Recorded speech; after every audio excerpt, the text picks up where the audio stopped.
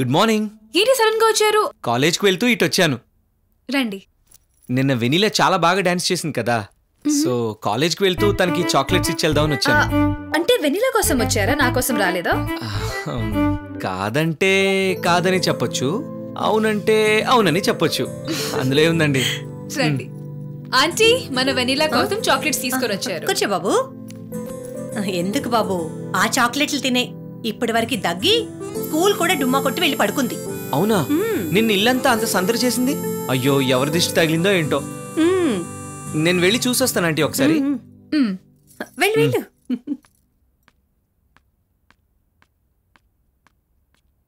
Vanilla,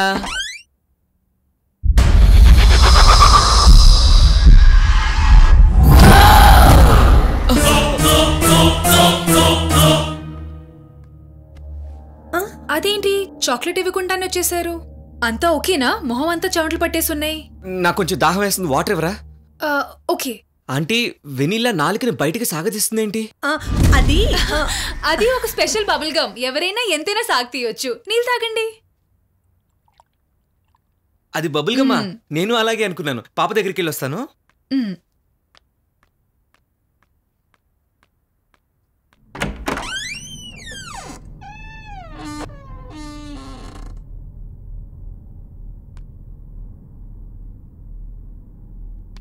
పాపా,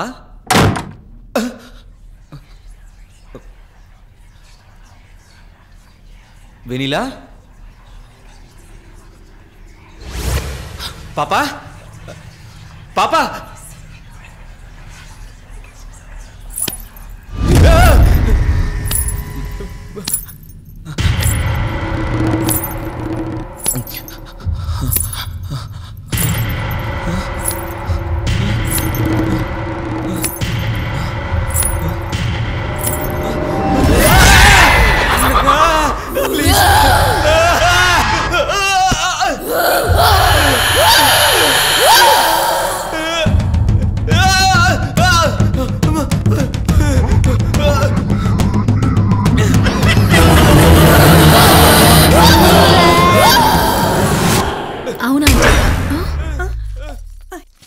సూర్య, ఏమైంది బాబు? ఏమైందమ్మా? అన్నయ్య నన్ను చూసి భయపడ్డాడు.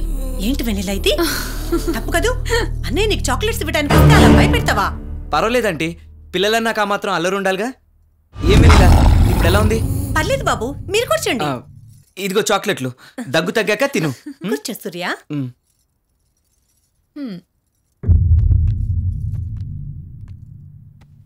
ఇందాక నువ్వు నోట్లోంచి బబుల్ గమ్ సాగదీసావు కదా, స్పెషల్ బబుల్ గమ్మా?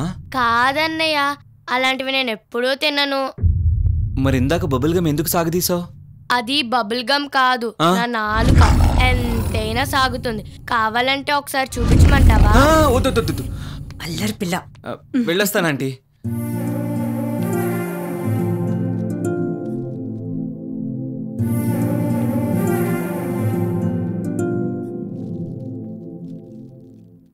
ఏమండో ప్రసాద్ గారు, ద గ్రేట్ నటుడు గారు, ఒకసారి ఎలా రండి.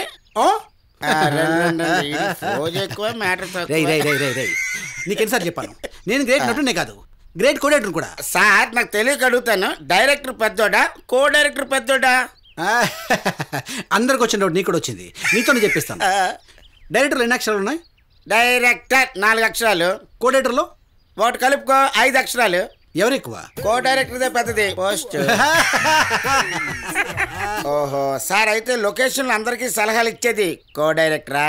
No no no no no, location అందరికి సలహాలు ఇచ్చేది డైరెక్టర్, ఆ డైరెక్టర్ కి సలహాలు ఇచ్చేది కో డైరెక్టర్. పంపదీసి చిరంజీవి 150 సినిమా నిన్ను డైరెక్షన్ చేయమని అడిగినారు. ఏందా 150 సినిమా నేను కాదు, వివి వినాయక్, రాజమౌళి, పూరి జగన్నాథ్, వీళ్ళు ఎవరు తెలుసుకున్న తర్వాత వాళ్ళకి ఐడియా ఇవ్వడానికి కో డైరెక్టర్ నేను జాయిన్ అనే మెగా ఫ్యామిలీ తెగ ఫోర్స్ చేస్తున్నారు. ఆహా, మరి నువ్వేమన్నా? నో చెప్పాను. ఎందుకంటే పొరపాటును పుసుక్కుని చేస్తున్న తర్వాత ఏదైనా పని వచ్చి నో చెప్పాను అనుకో, మాట వచ్చేస్తుంది. అందుకే. మరి అంత ఖాళీగా లేకుండా ఎవరు కోడి బొచ్చి పీకుతున్నావు? మా చిన్నోడు పరీక్షలు ఉన్నాయి. ఇంతకీ ఏం చదువుతున్నాడా? ఏంటది, ఎంబీబీఎస్ బీటెక్? రే, ఎవడన్నా ఇందాక చదువుతుంటే దయచేసి చెప్పండి సార్, మీరు పెద్దోళ్ళు. మా కొడుకు 3వ తరగతి చదువుతున్నాడు. 3rd క్లాసా? చిన్నప్పటి నుంచి కేర్ తీసుకున్నాను అనుకో. ఇవాళ పిల్లలే రేపు రాజమౌళి వినాయకులు కదా. అయితే ప్రసాదా నువ్వు గొప్ప డైరెక్టర్లకే పెద్ద పెద్ద సలహాలు ఇచ్చినట్టు ఈ మధ్యన ఏమైనా శ్యాంభూపాల్ శర్మ అదే దయ్యాల మీద సినిమాలు చేస్తుంటే వాడికి ఏమైనా సలహాలు ఇచ్చినా?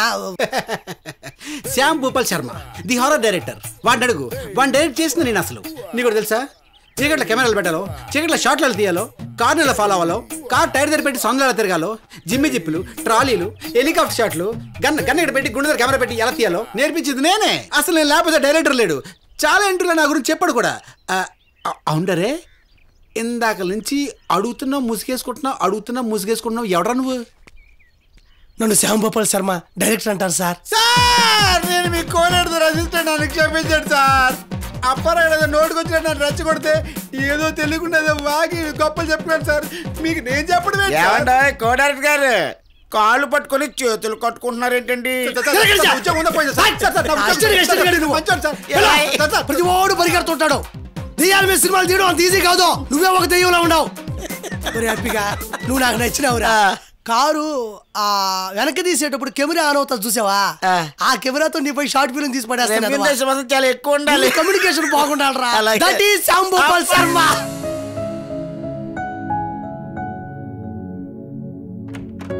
అమ్మా ఐశ్వర్య, లేగమ్మా లేగో. నాకు ఇంకా నిద్ర వస్తుంది, కాసేపు పడుకుంటాను. అబ్బా, ముందు పూజ అయిపోయాక నువ్వు ఎంతసేపు అయినా పడుకోవచ్చమ్మా. ముందు లేచెల్లి స్నానం చేయి.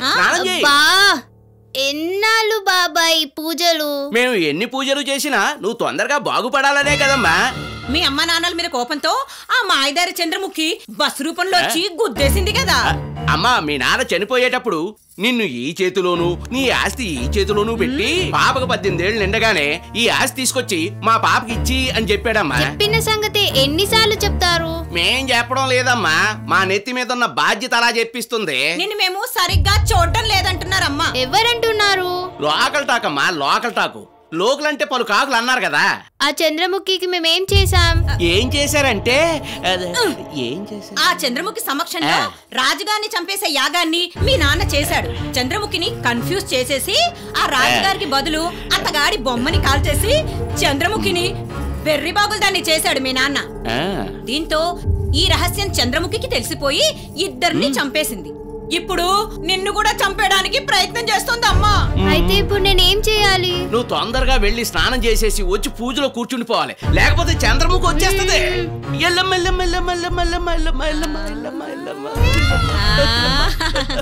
వారిని ఎంతలో ఎంత స్టోరీ అల్లేసావే నువ్వు. ఆ గుంటకి 18 సంవత్సరాలు నిండుతాయి. మరి ఏదైనా జంతర్ మంతర్ చేసేసి గబుక్కున దాన్ని పిచ్చిదాన్ని చేసేవయ్యా. ఆ పని మీదే కదా ఉన్నాను. నువ్వు పద చెప్తాను. ఓం కాళికాయ నమః, ఓం నవత దాదా, ఓం స్కనువాన్, ఓం మాజీ మంత్రి ఫిడేల్ తంత్రి, మా అత్తకంత్రి ధనాదాన్ ఫటాఫట్. అమ్మా ఐశ్వర్య, నీ మీద మా చెల్లి చంద్రముఖి పగబట్టుంటే ఈ పుర్రె అలా గాల్లోకి లేస్తుంది, అలా లేస్తుంది, అలా లేస్తుంది. టచ్ అయిందా? ఇప్పుడు కీలు కూడా పైకి లేస్తుంది. ఓం చంద్రముఖాయ నమః ధనాధన్ ఫట. టచ్ అయిందా? చెల్లి చంద్రముఖి, మా ఐశ్వర్యం మీద ఉన్న కోపాన్ని ఉపసంహరించుకోవడానికి, క్షమించి క్షేమంగా ఉంచడానికి ఇదిగో రక్త తర్పణం చేస్తున్నాం. ఆగండి. ఏంటి మీరు చేస్తున్న పని? మీకు అసలు బుద్ధుందా? బావా, వీళ్ళు నన్ను. ఐశ్వర్య, నువ్వు లోపలికెళ్ళు. తీసుకెళ్ళే.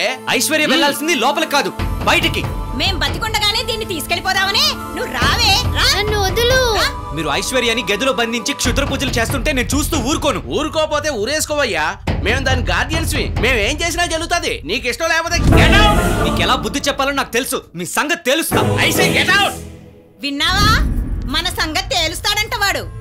ఆడు మన సంగతి తేల్చేలాగా ఆడి సంగతి మనమే తేల్చేద్దాం.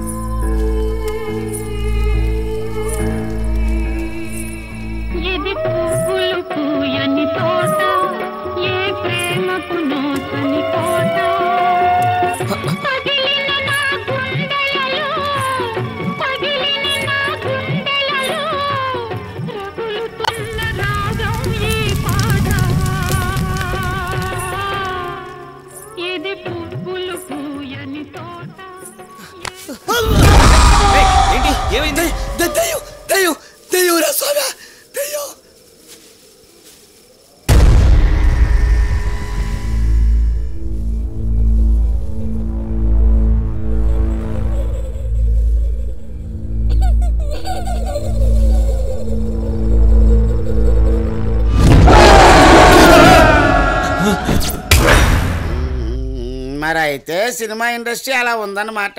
ఎలా ఉందిరా? సూపర్గా ఉంది. అసలు మన నేను ప్రభాస్ ఒరే మీరిద్దరు ఎంత క్లోజ్ ఫ్రెండ్స్ అయితే మాత్రం దీన్ని కూడా కలిసి చేద్దారా? 2 రోజుల నుంచి వెళ్ళొస్తున్నా కానీ అవ్వట్లేదు. వా సింతేనా రా, ఆ చెట్టుకున్న 4 ఆకులు నమిలి కూర్చో, డ్యాములు ఓపెన్ అయిపోతాయి. వెళ్ళి. నాకు 2 రోజుల నుంచి లూజ్ మోషన్స్ అవుతున్నాయి సార్. నీకు అంతేరా, సేమ్ ఆకులు 4 తిని కూర్చో, నీకు దర్వాజాలు బంద్ అయిపోతాయి. నాకు అదే వైద్యం, ఆయనకి అదే వైద్యం అండి. అబ్బా గొప్ప డౌట్ వచ్చింది రావురే. పాలు కాఫీకి వాడతాము, పెరుగుకి వాడతాం, ఇది అలాగే. ఎలా? సరే సార్. ఒరే అప్పిగా నీకు నోటు దొరద చాలా ఎక్కువరా. ఎప్పుడు తగ్గుద్దే ఏంటో. ఏమండే పుట్టుకతో వచ్చింది ఎలా పోతుందండి? ఎవడైనా రావాలి, తీర్చాలి. ఎవడైందికిరా? నేను తీరుస్తాగా నీకు.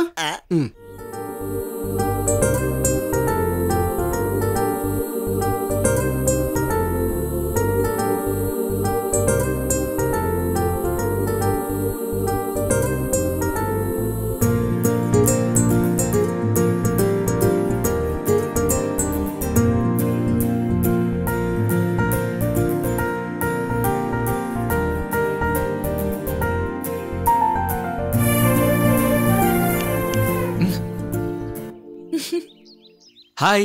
నా గురించి ఆలోచిస్తూ నేను వచ్చినా పట్టించుకోవట్లేదు. నేను ఆలోచిస్తుంది మీ గురించి కాదు, నా రీసెర్చ్ గురించి. Just kidding. అయినా ఈరోజు మీ రీసెర్చ్ గురించి, నా ఆకుల చెట్ల గురించి కాకుండా వేరే విషయాలు మాట్లాడుకుందాం. అయితే మన గురించి మాట్లాడుకుందాం. మీ కాలేజ్ స్టడీస్ అయిపోయాక మీరు జాబ్ చేస్తారా, మ్యారేజ్ చేసుకుంటారా? ఆకుల చెట్ల గురించి చదివేది జాబ్ కోసమే కదండి. ఈ రోజుల్లో ఉద్యోగం చేసే అమ్మాయిలకి ఈజీగా మ్యారేజ్ అయిపోతుందిలేండి. అలా అనుకుంటున్నారా? పెళ్లి విషయానికి వచ్చేసరికి జీతమే, కట్నం కట్నమే. కావచ్చేమో, కానీ మీకోసం కట్నం తీసుకొని పెళ్లి కొడుకు రావచ్చేమో. వస్తాడంటారా? వస్తాడంటారా? మిమ్మల్ని చూస్తే ఎగిరి గంతేసుకుని వస్తాడండి. చాలే అండి, మీరు మరీ ఎక్కువ పొగడేస్తున్నారు. అయినా నా విషయం పక్కన పెట్టండి, మీ సంగతి ఏంటి? నా బ్యాక్ గ్రౌండ్, నా ఫ్రంట్ గ్రౌండ్ అన్నీ బరీల్ గ్రౌండే. రేపు నా పిహెచ్డి అయిపోయాక మంచి ఉద్యోగం వస్తే సెటిల్ అయిపోవడమే. నేను అడిగింది మీ ఉద్యోగం గురించి కాదు, మీ పెళ్లి విషయం గురించి. అయినా మీరు ఎలాంటి అమ్మాయిని కోరుకుంటున్నారు? నిజం చెప్పమంటారా, అబద్ధం చెప్పమంటారా? అదేంటి, నిజం చెప్పండి. ఒక్క మాటలో చెప్పాలంటే మీలాంటి అమ్మాయినే కోరుకుంటున్నాను. ఇంకా చెప్పాలంటే మీరే నా జీవితంలోకి వస్తే నా అంత లక్కీ ఫేలో ఇంక ఎవ్వరు ఉండరేమో.